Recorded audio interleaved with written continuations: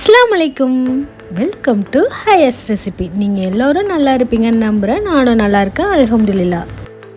இன்றைக்கி ஜாலர் முர்த்தப்பா ரெசிபி தாங்க பார்க்க போகிறோம். நீங்கள் டின்னருக்கு ஏதாவது ஸ்பெஷலாக டேஸ்டியாக சாப்பிட்ணுன்னு நினச்சிங்கன்னா டக்குன்னு இந்த ரெசிபியே செஞ்சிடலாம்.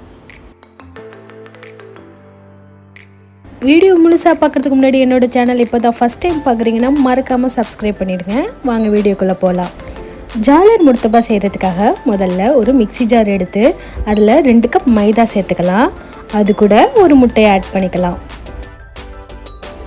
இப்போது இதுக்கு தேவையான உப்பு ஆட் பண்ணிக்கலாம்.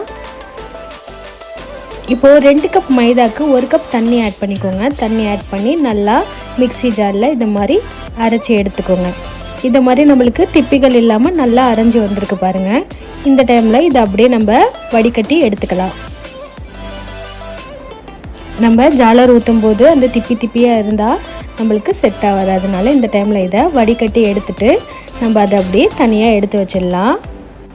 இதை மாதிரி ஜாலர் கவலை இருந்துச்சுன்னா நீங்கள் அதில் இதை மாதிரி ஃபில் பண்ணிக்கோங்க. சப்போஸ் உங்கள்கிட்ட ஜாலர் கவலை இல்லைன்னா ஒரு பாட்டிலில் 3 ஓட்டை போட்டு நீங்கள் அதுவே ஜாலர் கவலையை நீங்கள் யூஸ் பண்ணிக்கலாம். இப்போ நம்மளுக்கு எல்லாமே ரெடியாக இருக்குது. இப்போ ஒரு பேன் வச்சு அதில் கொஞ்சமாக இதை மாதிரி ஆயில் தடவிட்டு ஊற்றி வச்சுருந்த ஜாலர் மாவை இதை மாதிரி ரவுண்டாகவும் இதை மாதிரி டிசைனில் ஊற்றிக்கோங்க. உங்களுக்கு எந்த டிசைன் பிடிக்குதோ அந்த டிசைனில் நீங்கள் ஊற்றிக்கலாம்.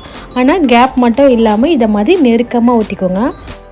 அப்போ தான் நம்ம உள்ளார ஸ்டஃபிங் வைக்கும்போது பிரிஞ்சு வராமல் இருக்கும். அதனால் இதை மாதிரி நெருக்கமாக ஊற்றி எடுத்துக்கோங்க.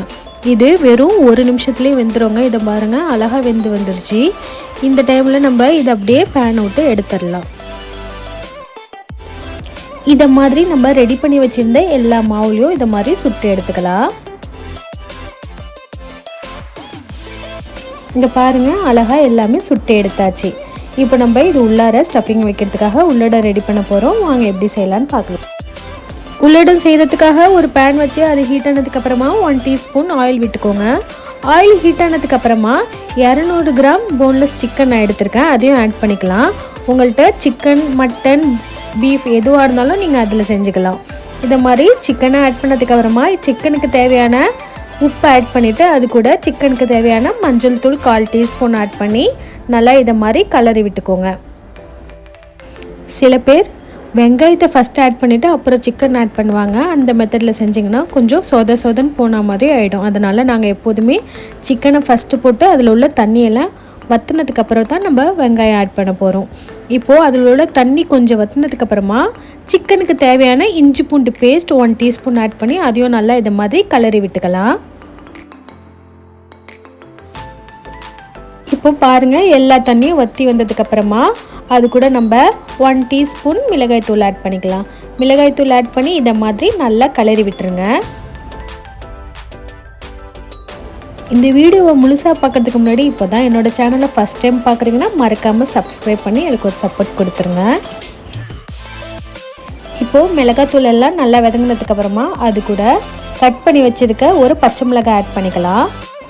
இப்போது பச்சை மிளகாய் ஆட் பண்ண உடனே நீட்டாக கட் பண்ணி வச்சுருக்க 2 வெங்காயத்தை இந்த மாதிரி ஆட் பண்ணிக்கோங்க. இப்போது வெங்காயத்தை ஆட் பண்ண உடனே அது கூட 1/2 டீஸ்பூன் ஜீரகத்தூள், 1/2 டீஸ்பூன் மிளகுத்தூள் ஆட் பண்ணிக்கலாம். இப்போது எல்லா மசாலையும் ஆட் பண்ணதுக்கப்புறம் இதை மாதிரி நல்லா கலந்து விட்டுருங்க. வெங்காயத்தை போட்டு ரொம்ப வதக்கிடாமல் இதை மாதிரி லேசாக கலந்து விட்டிங்கன்னா நம்மளுக்கு வெங்காயத்தில் உள்ள தண்ணி எதுவும் இறங்காமல் இதை மாதிரி நம்மளுக்கு ஸ்டஃபிங் உதிரியாக கிடைக்கும். இதை மாதிரி நீங்கள் சாப்பிடும்போது டேஸ்ட்டுமே ரொம்பவே இப்போது வெங்காயத்தை போட்டு ரொம்பவே வதக்கிடாமல் இந்த ஸ்டேஜ்லேயே நம்ம கட் பண்ணி வச்சுருந்த மல்லிக்கீரையை தூவி நம்ம ஸ்டவ் ஆஃப் பண்ணிடலாம். அவ்வளோதாங்க, உள்ளோட நம்மளுக்கு இப்போது ரெடியாக இருக்குது. அடுத்ததாக ஜாலர் எப்படி மடிக்கலான்னு பார்க்கலாம். நீங்கள் ஜாலர் எந்த ஷேப்பில் வேணாலும் மடிச்சுக்கலாம். அதுக்கு முதல்ல நம்ம சுட்டு வச்சுருந்த ஜாலர்லேருந்து 2 இதை மாதிரி மேலே வச்சுக்கோங்க. அதுக்கு உள்ளார நம்ம ரெடி பண்ணி வச்சுருந்த ஸ்டஃபிங்கை 1/2 டீஸ்பூன் மாதிரி வச்சு இதை மாதிரி சமோசா மாதிரி கோன் ஷேப்பில் மடித்தாலும் மடிக்கலாம். அப்படி இல்லைனா நீங்கள் கட்டடமாக மடித்தாலும் மடிக்கலாம். உங்களுக்கு எப்படி பிடிக்குதோ நீங்கள் அந்த ஷேப்பில் வச்சு மடிச்சுக்கோங்க. நான் இன்றைக்கி சமோசா மாதிரி கோன் ஷேப்பில் தான் எல்லாத்தையும் மடிச்சிருக்கேன். இப்போ நம்ம மேலே ஊற்றுறதுக்காக 3 முட்டையை பெப்பர் அண்ட் சால்ட் மட்டும் போட்டு நல்லா பீட் பண்ணி எடுத்து வச்சுக்க போகிறோம். இது பார்க்கும்போது ப்ராசஸ் ரொம்ப பெருசாக இருக்கிற மாதிரி இருக்கும். செஞ்சு பார்த்தீங்கன்னா ரொம்பவே ஈஸியாக இருக்கும். கண்டிப்பாக ட்ரை பண்ணி பாருங்கள். இப்போது முட்டையெல்லாம் பீட் பண்ணி ரெடியாக இருக்குது. இப்போது ஜாலர் முடுத்தப்பா சுட்டு எடுக்கிறதுக்காக ஒரு பேன் வச்சு அதில் கொஞ்சமாக நெய் ஊற்றிக்கோங்க. இதை மாதிரி மடித்து வச்சுருந்த ஜாலரை ஒன்று ஒன்றா சுட்டு எடுத்துக்கலாம்.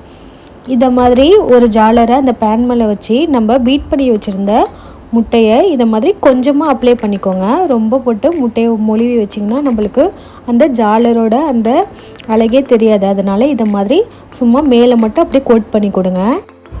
ஒரு சைடு முட்டையை இதை மாதிரி அப்ளை பண்ணதுக்கப்புறமா இன்னொரு சைடு திருப்பி போட்டு அதையும் நம்ம அப்ளை பண்ணி எடுத்துக்கலாம். இதை மாதிரி திருப்பி போட்டு முட்டையை இதை மாதிரி நல்லா ப்ரஷ் பண்ணி விட்டுக்கலாம். ப்ரஷ் பண்ணி விட்டுட்டு இதுக்கு மேலே கொஞ்சமாக நெய் ஊற்றிக்கலாம்.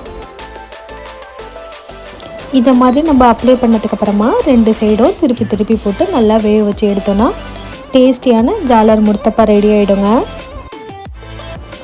மேலே ட்ரை ஆகாமல் இருக்கிறதுக்காக கொஞ்சமாக மேலே நீங்கள் நெய் மட்டும் அப்பப்போ ஆட் பண்ணிக்கோங்க. இது மாதிரி நம்ம 2 சைடும் திருப்பி போட்டு நல்லா வேக வச்சு எடுக்க போகிறோம். இப்போ நம்மளுக்கு 2 சைடும் கோல்டன் ப்ரௌனில் வெந்து நல்லா சூப்பராக வந்துருச்சு.